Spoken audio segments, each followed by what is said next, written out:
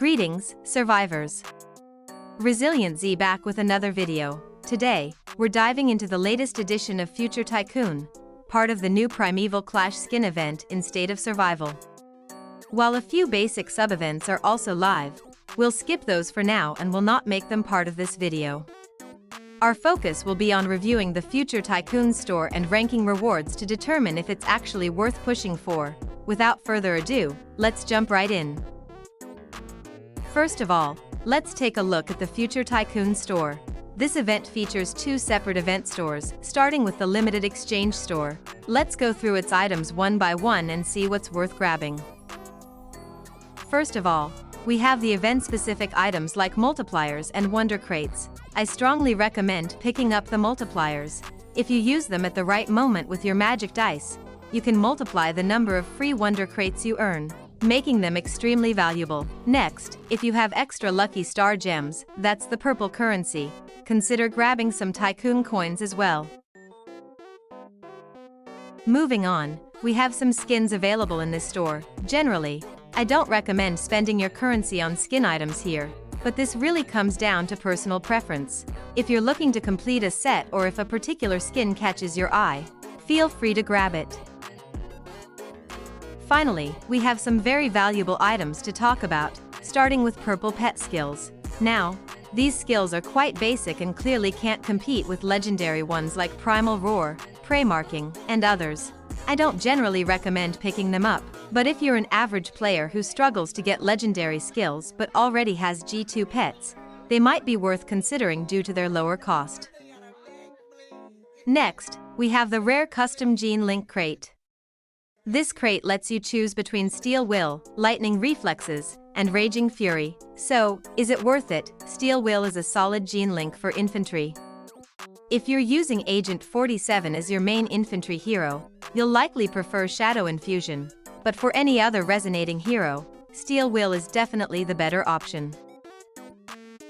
Lightning Reflexes is also a strong pick for Rider heroes. If your Rider doesn't have Pulse Storm and needs a good Gene Link, this one's a great fit. As for Raging Fury, I don't recommend it.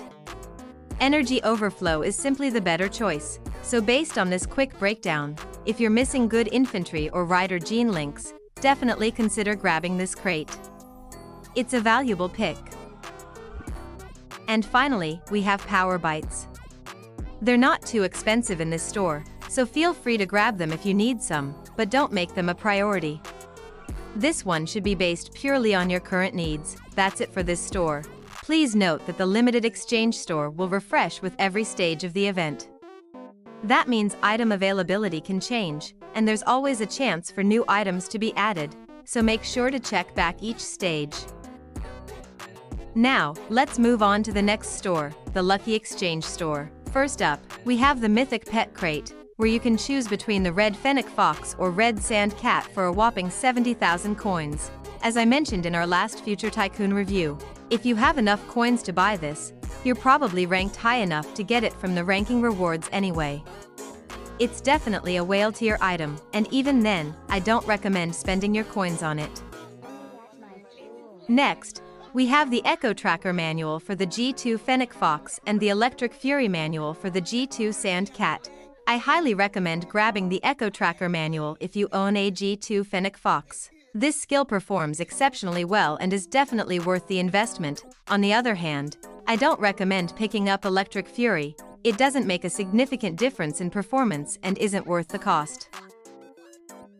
Next, we have the latest addition to the pet lineup, a kangaroo. This is a legendary hunter pet that was just released with this event. Right now, I don't have enough info to say if it's actually good. Considering its low cost, I doubt it'll outperform the Sand Cat, but it might turn out better than the Falcon. Since I don't want to make recommendations based on pure guesses, I'll hold off for now. But I do plan to test it in the future and share my thoughts once I've had the chance. Next, we have some skin items related to the latest event. As always, I don't generally recommend spending your coins on skins, but this one's totally based on personal preference. If there's something you like or need to complete a set, go ahead and grab it. Next, we have the latest ultra-rare statues. These are extremely valuable for rally leads and definitely worth grabbing if you fall into that category.